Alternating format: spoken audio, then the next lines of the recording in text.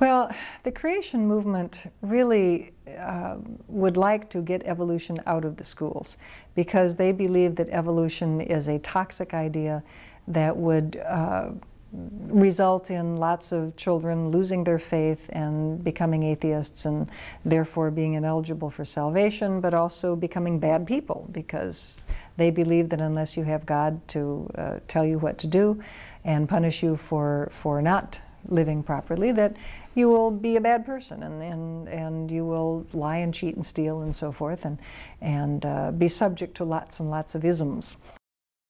There's a very famous creationist illustration showing a tree of evil where the branches of this tree are a lot of isms like communism and racism and feminism and bad things.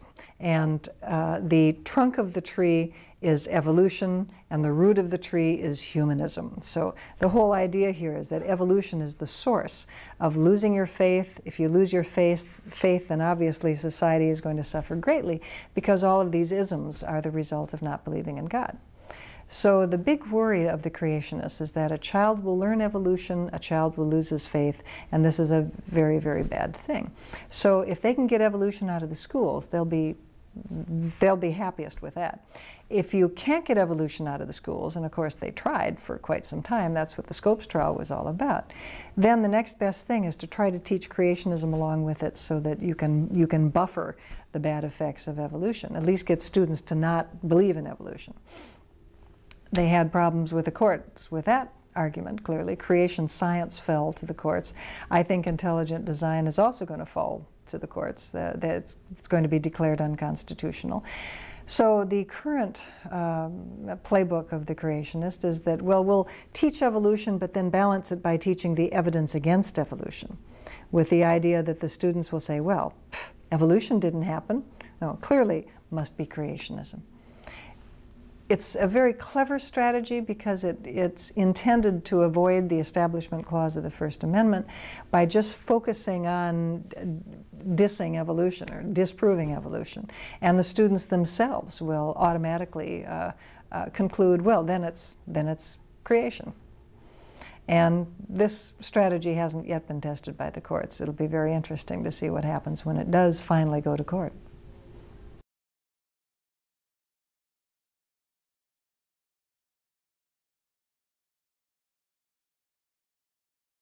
Actually, both conservative Christians as well as mainstream Christians are concerned or may be concerned about evolution because of the problem of evil, what's in theology called theodicy. The theodicy problem, the problem of evil, is exacerbated by evolution because if indeed God did create through the process of evolution, then he sure picked a way of producing the world and the universe that is very wasteful and very painful and kind of nasty, brutish, and short. This is not a very happy thought and doesn't sit very well with a benevolent God. Now there are Christian theologians who have dealt with this issue, but most Americans aren't theologians, and so they just feel a little bit uneasy when you talk about evolution. They feel that it really does have some major consequences for Christian theology. It does, but those consequences have been discussed by some thoughtful theologians. There are several organizations that have sponsored various forms of creationism. The most numerous of them are the Young Earth creationist organizations, the traditional creation science proponents. The biggest one being the Institute for Creation Research down in Southern California near San Diego. The second biggest one, and hot on their heels in terms of size, is an organization up in northern Kentucky called Answers in Genesis. Those are the two biggest organizations. Each one has about 50 employees or so and budgets in the multi-millions of dollars. There's a number of smaller and local organizations, several kind of little think tanks, little small museums scattered around, and quite a few independent ministers who have taken creationism as being their particular modus operandi. That's what they're going to preach on. That's what they're going to organize their ministry around. The intelligent design creationists are focused primarily on one organization up in Seattle called the Discovery Institute. Discovery is an umbrella. Within Discovery Institute, there's an organization called the Center for Science and Culture, and that's the That's the intelligent design think tank. We kind of tend to abbreviate and refer to that as Discovery Institute, but technically it's the Center for Science and Culture at Discovery Institute. But there are a number of other intelligent design support organizations, mostly online. Not so many brick and mortar organizations. Pretty much the Discovery Institute's it in terms of edifices. But there's Access Resource Network, which is an online pro-intelligent design organization. There are the IDEA clubs, Intelligent Design and Evolution Education, IDEA, and these are a series of campus networks around the country. There's the IDNet, which is a group of citizen groups in a half a dozen different states. There's Kansas, New Mexico, Ohio, Minnesota, can't remember, not very many of them. And these are citizens groups that will pressure, say, state boards of education to include intelligent design, or the evidence against evolution, as they call it, into state curricula or state science education standards, and may also be active at the local level as well. So there certainly are plenty of organizations around that support either traditional young earth creationism or the more recent intelligent design form.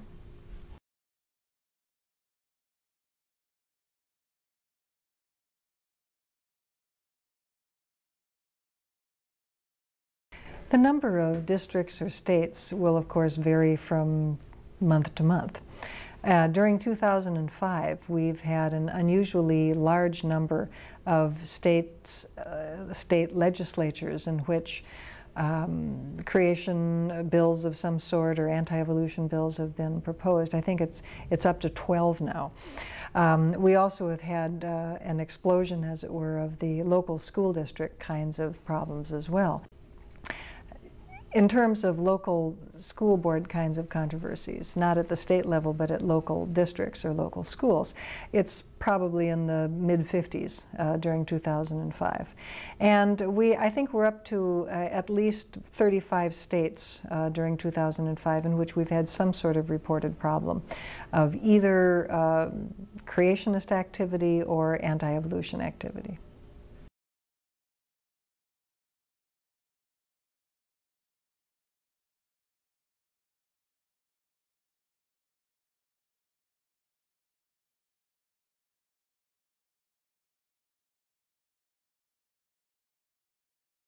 Creationists have basically argued 3 points in supporting creation against evolution. 1, that evolution is weak science. 2, that it's incompatible with religion. And 3, that, well, it's only fair to teach both views. Equal time. The fairness argument is, in many respects, their most powerful one, because it really appeals to American cultural values of fair play and free speech and community participation and so forth. Plus, we have in the United States an extraordinarily decentralized school system. This is something that comes as a real shock to Europeans and people in Great Britain and Japan and other developed countries who are shocked to think that 17,000 independent school districts are making decisions about what kids learn. This makes no sense to them whatsoever. But local control is extraordinarily important in American politics and in American education. This is how we do it here, and by gum, we're not going to change. Nobody's going to tell us any different. And when you think about it, there are a lot of advantages to local control, but curriculum is not one of them. There's no reason to assume that children in Beebe, Arkansas are going to be learning math or history or science differently from children in Livermore, California. If you're in 4th grade, you're a 4th grader. Why don't you have the same curriculum? But we have this very patchy kind of curriculum around this country because of this big enthusiasm for local control. Now, that kind of local control, having a community, members, local school boards, voters voting for school boards, all of this action determining what goes on in the schools is a really deep-set part of American culture, and something that we are very unlikely to give up on. And it plays very much into the fairness or equal time kind of strategy of the creationists, because they believe that local people should make these decisions, not experts. And of course, local people often don't have the technical knowledge to make these decisions, but it's very hard to kind of persuade folks that they should maybe listen to people who actually know the discipline when they're deciding what they should teach their kids in different grades.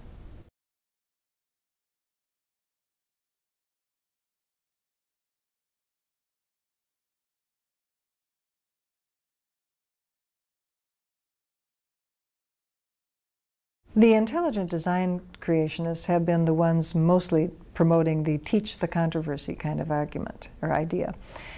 Teach the controversy is a very clever slogan, but it's very bad educational policy. By teach the controversy, what they mean is that we should pretend to students that scientists are arguing over whether living things had common ancestors, and that simply is not happening. We would be lying to students. We would be being very unfair to students to pretend to them that that's an actual controversy.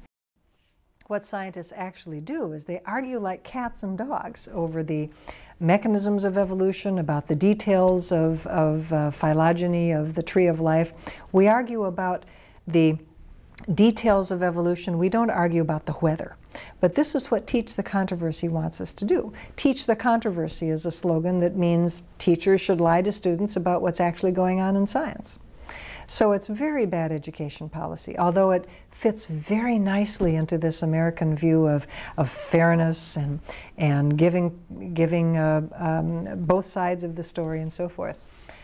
Well, when you come to science, there aren't two sides.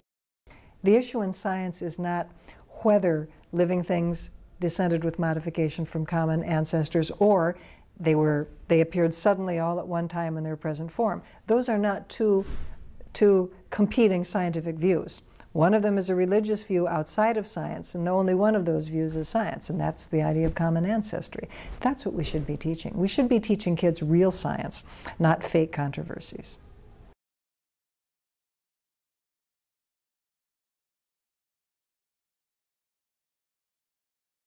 Both the traditional creation science creationists as well as the intelligent design creationists argue that there are flaws or weaknesses or gaps in evolution that should be taught to students because then students will get the full picture. These are uniformly distortions of the scientific information. It's the sort of thing that drives scientists crazy to see these kinds of distortions of what actually scientists are arguing about. Scientists are arguing about a lot of things in evolution. They're arguing about the details of evolution, but we're not arguing about whether evolution takes place.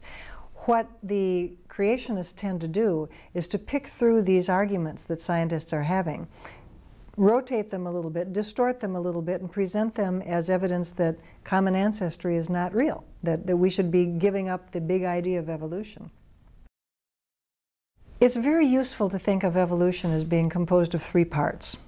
One part is the big idea of evolution, that living things have descended with modification from common ancestors. There also is the mechanisms of evolution, the second part. That's the processes that bring this descent with modification about. Most important of these is Darwinian natural selection, but there's other mechanisms as well. And then the third part of evolution refers to the pattern or branching of the tree of life. Who evolved into what and who's descended from whom. This wonderful hierarchical grouping of organisms that comes about because of the process of descent with modification. Now, pattern, process, and the big idea are the three components of evolution. Pattern and process and the big idea are all independent.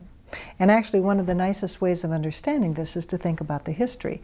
When Darwin came up with the idea of evolution by natural selection, the idea that living things had common ancestors, that evolution had occurred, was accepted very quickly by the scientists and clergy of his time. This was an idea that was easy to accept.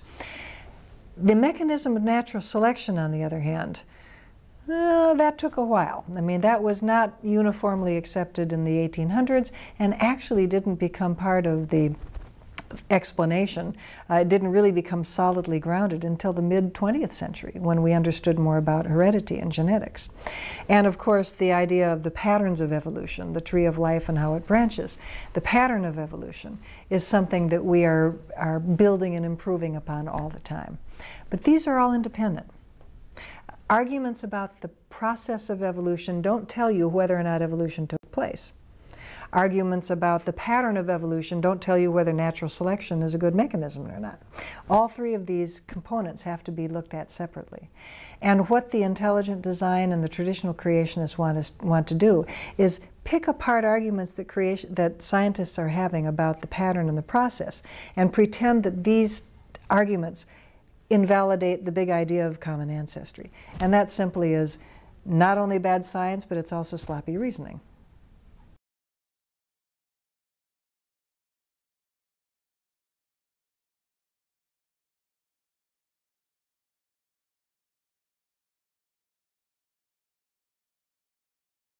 Well, creationists have always had as their goal to get evolution either out of the classroom, or if it has to be taught, get presented in a way that students will not accept it, because evolution is the big enemy. Evolution is the idea you want to protect your children from if you are a creationist. So they've tried various ways of denigrating evolution, initially, back in the early part of the 20th century, they tried to ban the teaching of evolution completely, and of course that's why the Scopes trial was held. It was held over the Butler Act in Tennessee, which had to do with banning the teaching of evolution, and we all know what happened in the Scopes trial. Scopes lost. And actually evolution disappeared from the high school curriculum until approximately the early 1960s. There was about a 30-year period there where you'd be hard-pressed to find any evolution in textbooks or in the high school curriculum.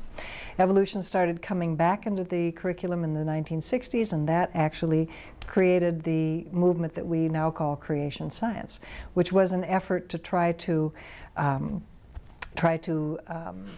ameliorate the evil effects of evolution, so to speak, by teaching creation science along with it, as a way of getting students to disbelieve or distrust in evolution. In the late 80s, laws requiring the teaching of creation science with evolution were struck down by the Supreme Court, and creation science is still around, but nobody's really seriously trying to argue that it be taught to balance evolution.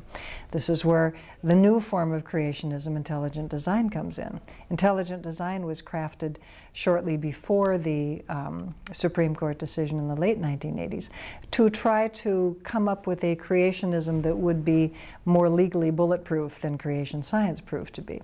And it's now in the courts at this time in the late 2005, and we'll find out whether it survives or not. I think it probably won't. But all along, the creationists have tried to present evolution as weak theory, as something that students shouldn't take seriously, as something that should be disbelieved. And that is continued alongside of efforts to try to balance the teaching of evolution with some form of creationism, and it will continue even after the probable demise of intelligent design.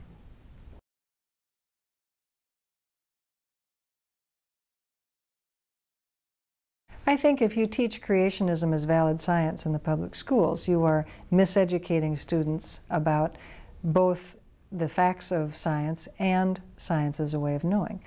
Because the way we understand science in the 20th and 21st centuries is that we restrict ourselves to natural cause. Creationism goes beyond that automatically. Creationism brings in an omnipotent creator as a causative agent and tries to call that science. And that simply is misleading students about what science really is. And of course, one of the problems with doing that is that you cut off the possibility of future research. If you are telling students that God did it, which is basically what the creationist point of view is, there's no reason for a student to try to find a natural explanation. It's a done deal. We already know that God did it, so why bother looking for a natural explanation? And of course, if you don't look for a natural explanation, you're never going to find one. So that is why, really, we restrict ourselves to only natural cause in real science as opposed to creation science. Because by restricting ourselves to natural cause, we keep ourselves honest, we keep ourselves looking for that natural cause, even if it's very, very difficult to find. And sometimes it is very difficult to find a natural explanation for something. But you don't throw up your hands and say, well, then we'll just say God did it. Makes it easier for us to do that. You just have to keep muddling along and trying your best. And maybe sometime in the future, you'll develop new instrumentation or new theory to allow you to go back to that problem and actually explain it through natural cause.